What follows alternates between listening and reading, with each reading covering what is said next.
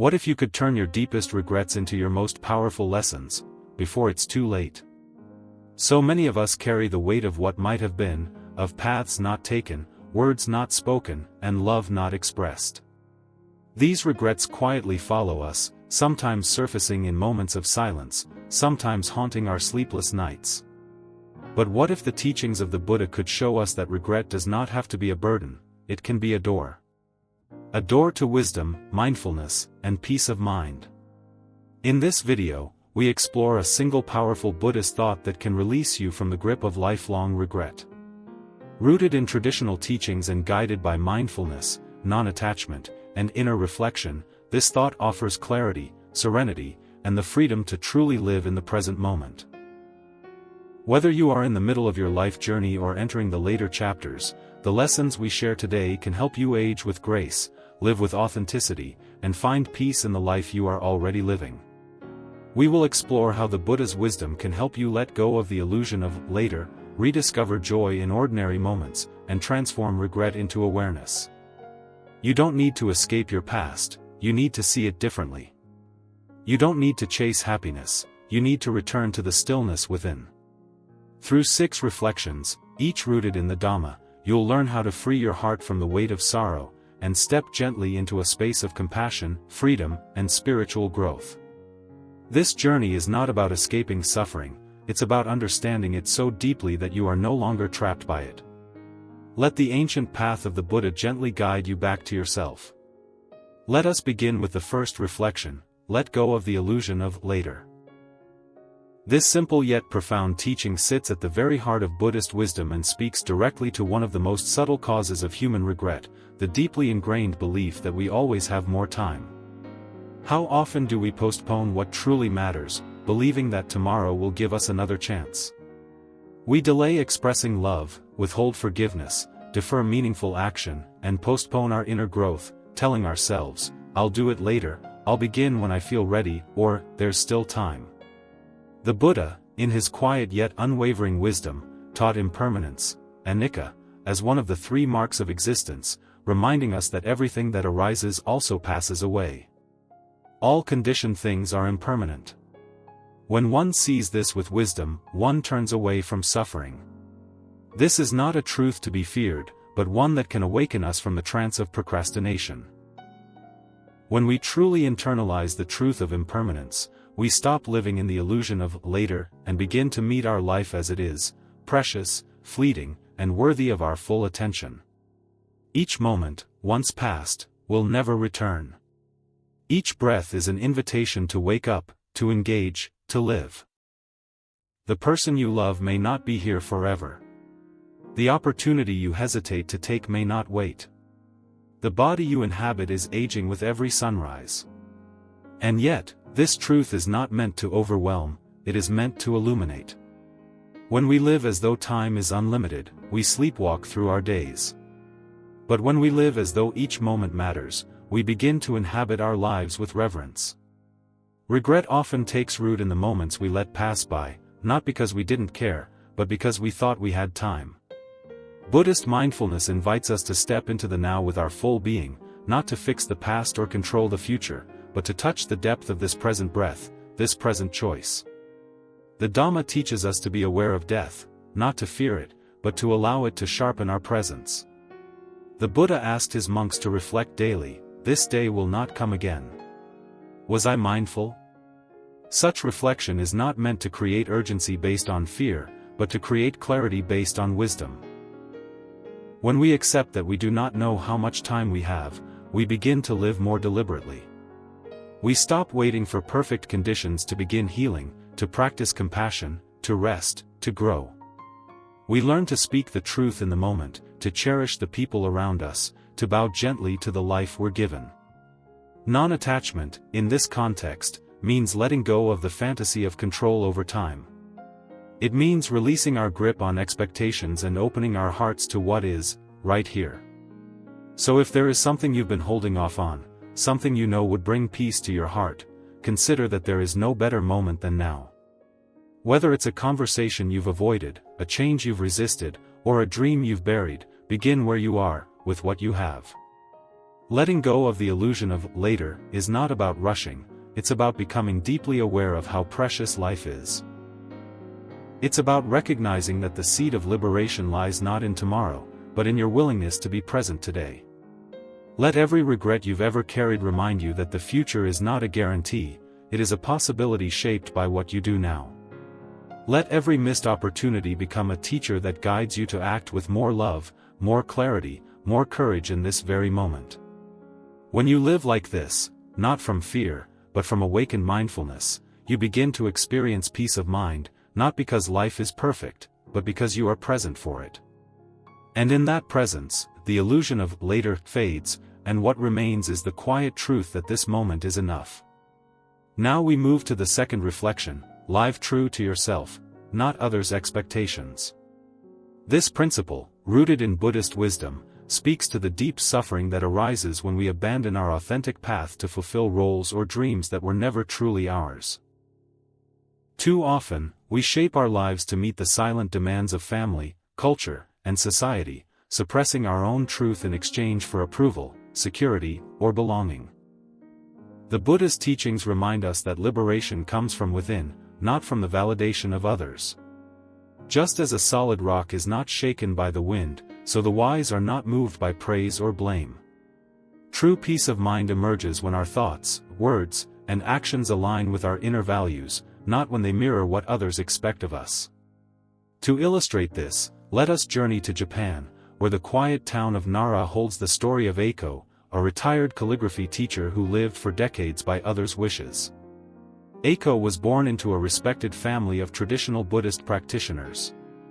From an early age, she was told she would carry on the family legacy by marrying into another devout household and teaching children in a local temple school. She did what was expected, she taught, she served, she obeyed. But in her heart, she longed to be a painter. As a child, she would secretly sketch birds and mountains on scraps of parchment, hiding them beneath her robes. Decades passed, and while she was admired for her dedication, something inside her remained restless. At the age of 63, after her husband passed away and her only son moved to Tokyo, Eiko stood before her small shrine and whispered to the Buddha, "I have done everything they asked. Now, may I do something for myself?" With that prayer, she gathered her brushes and paints, tools long untouched, and began to paint every morning. Her early works were uncertain, childlike even, but they were hers. Slowly, her modest home transformed into a gallery of color, silence, and truth. Visitors began to notice her work, drawn by the serenity it carried. A local monastery invited her to exhibit her paintings, calling them visual meditations. Eiko never sought fame, but by honoring her truth, she inspired many, especially other elderly women, who had lived in the shadow of others' dreams. She once said in an interview, "I don't regret my past. But I do regret waiting so long to listen to my own heart." Eiko's story is a quiet but powerful testament to the freedom that blossoms when we live in alignment with our inner voice. In Buddhism, this is the path of Sakka, truthfulness, not just in speech, but in how we live. When we betray ourselves to meet the expectations of others, we invite suffering, regret, and spiritual confusion. But when we turn inward, gently and honestly, we begin to ask the questions that matter. Who am I when no one is watching? What brings peace to my heart? What do I value, not because someone told me to, but because it feels deeply right? Living true to yourself is not about rebellion, it is about integrity. It does not mean severing all ties or ignoring the wisdom of elders, it means no longer abandoning yourself in the process of pleasing others. The Buddha did not follow the path laid out by his royal family, he stepped away, not in anger, but in awakening. Likewise, we are invited to walk a path that may look different from others, but resonates deeply with our soul. Non-attachment, in this context, means letting go of the need to be understood, praised, or accepted by everyone. It means anchoring your peace in inner truth, not outer approval. Viewers, consider what roles you have silently accepted, roles that no longer fit. Reflect gently, are you living someone else's version of your life? If so, What would it feel like to take even one small step toward what is real for you? Perhaps it's returning to an old dream, like echo. Perhaps it's setting a boundary or speaking a truth long held in. The practice of mindfulness invites you to observe your life without judgment and to begin aligning your choices with your authentic self. Regret often arises not from failure, but from self-abandonment. But peace arises when you return to yourself, again and again, with kindness, honesty, and courage. In doing so, you no longer live to meet expectations, you live to meet your own soul. And in that sacred space, you will find the true meaning of freedom. Now we arrive at the third reflection: embrace mindful aging and presence. In a world that often glorifies youth and speed, aging can feel like an unwelcome guest. But through the lens of Buddhist wisdom, aging is not a decline, it is a deepening. The Buddha himself, even in his final days, walked with serenity and presence, reminding his disciples that aging, illness, and death are natural parts of life, not failures or punishments. "I am subject to aging," he said, "I am not beyond aging." These words carry no bitterness, only truth and calm acceptance. To embrace mindful aging is to release the illusion that our worth is tied to our youth, and instead, to find peace and clarity in the unfolding moment. As the body begins to change, the mind, if nurtured with mindfulness, can become more spacious, more compassionate, more luminous. Aging gives us a rare opportunity to slow down, to reflect, and to connect deeply with what matters most. Rather than chase what we once had, we are invited to sit with what we have now, a body that tells its story through lines and softness, a mind that remembers, and a heart that has loved, lost, and endured.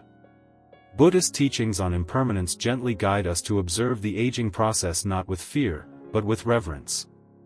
Each wrinkle is not just a mark of time, but a symbol of experience, of laughter, of sorrow survived. Presence is the antidote to the regret that often shadows old age. When we dwell in the past, we feel sorrow; when we fear the future, we feel anxiety. But in the present moment, this breath, this step, this sip of tea, we can rediscover joy, no matter our age. Mindful aging also means letting go of identities that no longer serve us. Perhaps you were once a provider, a caretaker, a leader. Now, you may be called to simply be. There is beauty in that simplicity. There is freedom in no longer needing to prove anything to anyone. Just as the autumn tree does not mourn its falling leaves, we too can learn to release with grace. Solitude, often a companion in later years, is not necessarily loneliness. The Buddha himself spent much of his life in solitude, not as exile, but as liberation. In quiet moments, we can hear the subtle truths that once escaped us in the rush of youth. We can sit by a window, watching the sky change, and feel a quiet contentment. We can hear the birds and realize they sing not for anyone's applause, but simply because they exist. This is presence, not dramatic, not loud, but full. In this way, mindful aging becomes a sacred chapter of life, not a closing, but a ripening. Even in physical limitation, we can expand spiritually. We can become elders not just in age, but in wisdom. We can offer compassion to younger generations, not through instruction, but through our calm example. Viewers, if you find yourself resisting age, notice what stories you've been told, about beauty, about usefulness, about relevance, and gently question them. What if you are enough, exactly as you are now? What if this stage of life is not a fading, but a flowering of a different kind? With mindfulness, aging becomes less about holding on and more about letting in peace, stillness, and the tender understanding that everything you've been through has prepared you for this exact moment. And in this moment, you can breathe, smile, and simply be. Now we move gently into the fourth reflection: begin, even when you don't feel ready. One of the most common reasons we hesitate in life is the belief that we must first feel confident, prepared, or perfect before we begin anything new. Whether it's changing a habit, speaking our truth, learning meditation, or pursuing a long-held dream, we wait for a sign, for the fear to go away, or for the stars to align. But Buddhist wisdom, especially from the Zen tradition, teaches us that readiness is not a prerequisite for awakening, it is the result of action taken with awareness. Beginning before we feel ready is not recklessness. It is courage steeped in humility. We acknowledge our fears, our doubts, and our perceived limitations, and we move forward with them, not after they disappear, but while they are still whispering in the background. Consider this well-known Zen story from Japan, which continues to inspire people around the world. In a quiet temple nestled deep in the mountains of Kyoto, there lived a young monk named Haruki. He was known for his discipline, but also for his deep fear of public speaking. Each time he was asked to give a short Dharma talk to visitors, he would politely refuse, saying he was not yet ready, not wise enough, not calm enough. One day, he promised, "I will speak, but not today." The head abbot, a gentle and observant master, noticed Haruki's fear and decided to intervene not with force, but with wisdom. One evening, the abbot asked Haruki to help clean the Dharma hall. As they swept the floor together in silence, the abbot handed Haruki a broom and said, "Tomorrow, share how you swept this floor." Haruki looked puzzled. "But master, that is not a teaching." The abbot smiled, "It is, if you speak from presence." The next day, trembling but willing, Haruki stood before the small group of monks and visitors. He simply spoke about how he had swept the floor, how he had held the broom with both hands, breathed with each stroke, noticed the dust that floated in the sunlight, and how a feeling of stillness had arisen in his heart. When he finished, there was a deep silence in the room, not of discomfort, but of connection. The abbot bowed and said, "You have begun. That is the only step that matters." From that moment on, Haruki continued to speak, not with polished words, but with honest presence. His talks became known not for their eloquence, but for their authenticity. The lesson here is clear. The path opens when we take the first step, even if our hands are shaking. In your own life, how many times have you delayed something important because you believed you weren't ready? Perhaps you've waited to forgive, to start a meditation practice, to change your lifestyle, or to pursue a creative calling. But what if readiness is not a feeling, but a decision, a quiet willingness to show up as you are? In Buddhist practice, the first step is often the hardest, because it requires trust, not in a future result, but in the value of beginning itself. The Buddha did not wait until he was perfect to leave the palace. He began with uncertainty, with unanswered questions, with human fears. And yet, that first step into the forest became the beginning of a path that would awaken countless beings. In your life, that first step might be sitting in silence for 5 minutes, writing one page, making one phone call, or speaking one kind word. When we begin before we feel ready, we align with impermanence. We no longer demand that conditions be perfect, we understand that they never will be. And that's the beauty of mindful action, it is not delayed by doubt, it is nourished by it. You don't need to feel ready to begin. You only need to begin gently, mindfully, with a heart open to learning. In doing so, you will find that readiness is not something you wait for, it's something that grows from within the practice itself. And in each small beginning, the seeds of peace, confidence, and spiritual growth quietly take root. Now let us gently step into the fifth reflection, rediscover joy in the ordinary moments. In our pursuit of happiness, we often overlook the simple, fleeting experiences that surround us each day. We wait for grand events, milestones, or perfect circumstances to feel joyful, not realizing that peace of mind and true contentment arise not from extraordinary conditions but from the quiet beauty of the present moment. Buddhist wisdom reminds us again and again to return to now, to this breath, this step, this sip of tea, because joy lives here, not in some imagined future. The Buddha taught that, the mind is everything, what you think, you become, and this teaching gently guides us to reframe how we experience daily life. When the mind is rushing, joy is hidden. But when the mind is still, even the rustling of leaves or the steam rising from a morning cup of tea can become a sacred experience. Joy in Buddhism is not a burst of excitement, it is a deep and steady appreciation of life as it is, without needing it to be different. Mindfulness, or sati, allows us to see the extraordinary in the ordinary. It teaches us to walk slowly, to eat attentively, to listen fully, and to breathe with awareness. These simple acts, when done with presence, bring a sense of calm and richness that is often more fulfilling than any material possession or external achievement. Consider the small moments in your day. The first light of morning, the softness of your pillow, the laughter of a child in the distance, the rhythm of your own heartbeat. These are not interruptions in life, they are life. The more we practice mindfulness, the more we see that life is made up of these moments, not dramatic chapters, and it is in these small moments that peace reveals itself.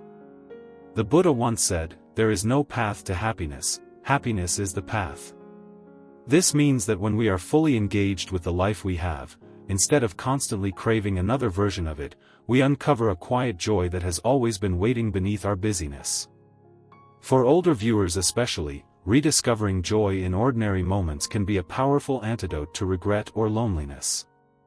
Even if your body moves slower or your social circle has grown smaller, you still have access to the richness of presence. Watching the sky change colors, feeling the breeze on your face, or listening to the sound of rain can become deeply fulfilling experiences when embraced with mindfulness. Letting go of the expectation that joy must be dramatic or earned allows us to receive it freely and generously in the present. As you move through your day, practice returning to what is right in front of you. Whether you are cooking, washing dishes, folding clothes, or walking in nature, allow yourself to be there fully. Instead of waiting for a better moment, honor this one. Let your senses awaken to the softness, the silence, and the beauty that surrounds you. When we live this way, we not only reduce suffering, we also create a reservoir of gratitude and awareness that nourishes us even in difficult times. Life becomes less about chasing happiness and more about noticing it. And in that noticing, joy returns, not as a reward, but as a natural expression of your awakened heart. So wherever you are, however you feel, pause and notice the ordinary moment in front of you. In that moment lies the seed of deep peace, calm clarity, and the joy that no one can take away. Now we gently arrive at the sixth and final reflection: transform regret into awareness. Regret is a quiet ache that often lingers in the background of our lives, moments we wish we had handled differently, words we didn't say, paths we didn't take. For many, especially in later years, regret can feel like a heavy burden, a shadow that dims even the brightest present moment. But the Buddha's teachings offer us a liberating alternative, not to erase regret, but to transform it into a doorway to awakening. Buddhist wisdom teaches that awareness is the key that unlocks all forms of mental suffering, and regret is no exception. When we meet regret not with self-judgment, but with mindful observation, it softens. It no longer defines us, it teaches us. Regret becomes the mirror in which we see our values more clearly. Rather than asking, "Why did I do that?" in sorrow, we begin to ask, "What is this regret teaching me now?" This shift from rumination to reflection is what turns pain into insight, and insight into peace. A powerful example of this transformation can be found in the story of Angulimala, one of the Buddha's most well-known disciples. Angulimala was once a feared and violent man, manipulated by a corrupt teacher who convinced him that spiritual power came through killing. Believing this, Angulimala murdered many, keeping a garland of fingers, hence his name. But one day, as he walked the forest path in search of his next victim, he saw the Buddha calmly walking ahead. Strangely, no matter how fast Angulimala ran, he could not reach the Buddha. Breathless, he shouted, "Stop, ascetic!" The Buddha replied, "I have stopped, Angulimala. You stop too." These words struck Angulimala deeply. The Buddha was not speaking of physical movement, but of mental delusion, of violence, of unconscious action. In that moment, Angulimala's awareness awakened. He dropped his weapon, fell to his knees, and begged for guidance. The Buddha accepted him not with condemnation, but with compassion, allowing him to enter the monastic life. Angulimala later became a peaceful monk, dedicated to mindfulness and healing. Though many rejected him for his past, the Buddha reminded others that even the most tormented soul can awaken to truth. Angulimala's story is not about forgetting the past, it's about using it to fuel inner transformation. If a man once immersed in violence can find peace through awareness, then so can we. The lesson here is profound: regret, when met with mindfulness, becomes a path, not a prison. Viewers, consider your own regrets. Perhaps they arise from relationships left unresolved, time wasted, or words never spoken. Rather than suppressing these feelings or letting them harden into guilt, Buddhist practice invites us to sit with them gently. In meditation, we observe these feelings as they arise, not to indulge them, but to understand them. When we practice mindfulness and non-attachment, we begin to see clearly the patterns that once ruled our minds. We loosen our grip on fear, shame, and self-judgment, and we begin to walk with more clarity, more softness, and more compassion, not only toward others, but also toward ourselves. The path forward does not require that we forget the past, it asks only that we meet it with kindness and wisdom. Just as the lotus rises from muddy waters to bloom in purity, so too can we rise from our regrets and begin again in this very breath. There is no better moment than now to return to yourself, to reflect gently, and to live fully. Let this video not be the end of your contemplation, but the beginning of a deeper inward journey, one that you carry into your relationships, your silence, your choices, and your aging. Let each day become a quiet prayer of presence, each word a gesture of compassion, each breath a reminder that you are already enough. Let the teachings of the Buddha be your compass, not pushing you, but guiding you patiently home to your heart. The path may be subtle, but it is real, and it opens with every mindful step. Now, before you go, we warmly invite you to become part of this mindful community by sharing your own reflections in the comments below. What part of today's journey touched your heart the most? Do you carry a regret that transformed you in a meaningful way? Have you learned to embrace your aging, your solitude, or your ordinary moments with greater peace? Or perhaps you're still walking through one of these reflections right now. We would love to hear your story. Your words may bring comfort to someone else here. If this video resonated with your soul, please subscribe to Mindful Pathway Media for more gentle, wisdom-filled content grounded in traditional Buddhist teachings. And don't forget to like this video and share it with someone who may be quietly carrying regret or searching for calm. Let us continue this journey together, one mindful breath at a time.